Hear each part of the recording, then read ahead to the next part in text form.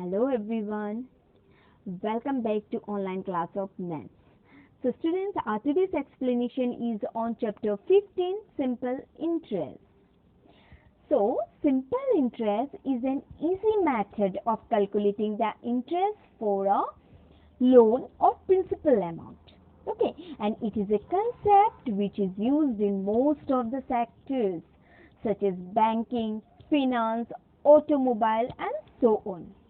So when you make a payment for a loan, first it goes to the monthly interest and the remaining goes towards the principal amount. So in this video we will know about the definition and formula of simple interest, and we'll know how to calculate the simple interest with examples.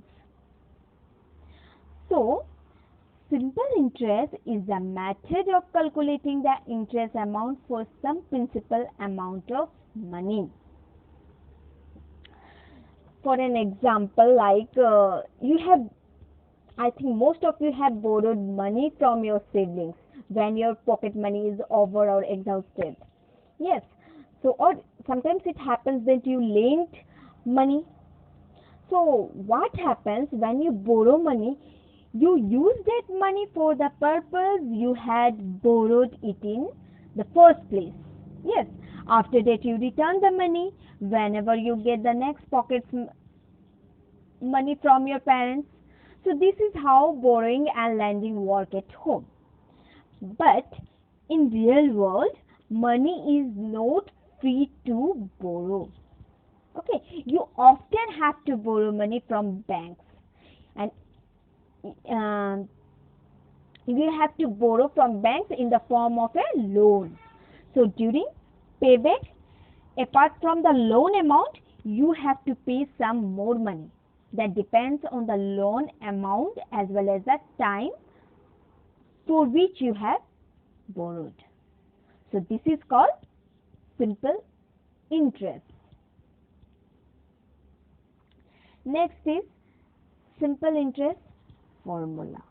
The formula for simple interest helps you find the interest amount if the principal amount, rate of interest and time period are given.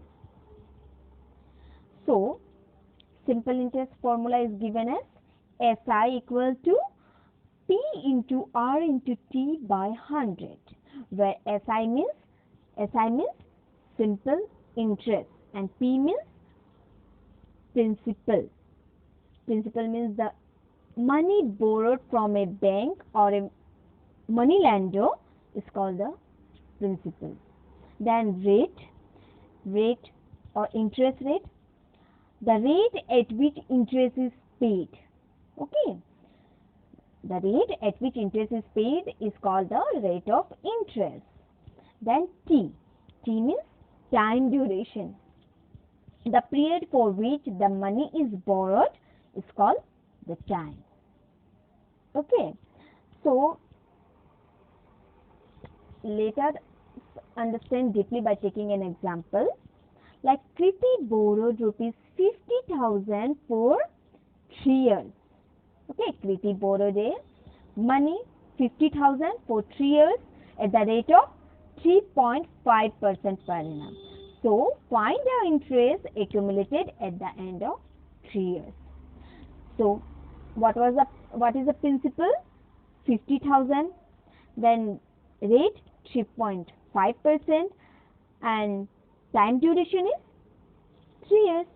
So we have to find the interest. Interest means SI, P multiplied by R multiplied by T divisible by 100. So P means principal 50,000, R means rate of interest 3.5, then T means time duration 3 years divisible by 100. We got here rupees 5,250. So the interest that is accumulated at the end of 3 years is 5,250. Next we have here, in order to calculate the total amount, the following formula is used. If we have to calculate the total amount, we have to use this formula. Okay, amount equal to P plus I. P means principal, I means interest.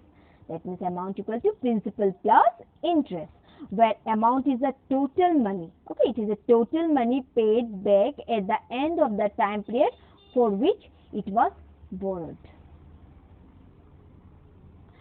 So, I have taken another example, like Harbamon takes a loan of rupees 10,000 from a bank for a period of 1 year, and the rate of interest is 10% per annum. So, find the interest and the amount he has to pay at the end of the year. That means Harbamon took rupees 10,000 from a bank for a period of 1 year at the rate of interest of 10%. So, here we have to find the interest and the amount. Okay. So, here the loan sum was 10,000 and the rate of interest is 10%. Then time duration 1 year. The simple interest for year is P into R into T by 100. So, P was 10,000 into 100 into 1. We got here interest equal to 1000. So, again we have to find the amount. Amount that Harbamon has to pay to the bank at the end of the year is equal to P plus I. Amount equal to principal plus interest. So, principal was 10,000 and interest 1000. So, we got here 11,000. So, hope it was useful to you. Thank you.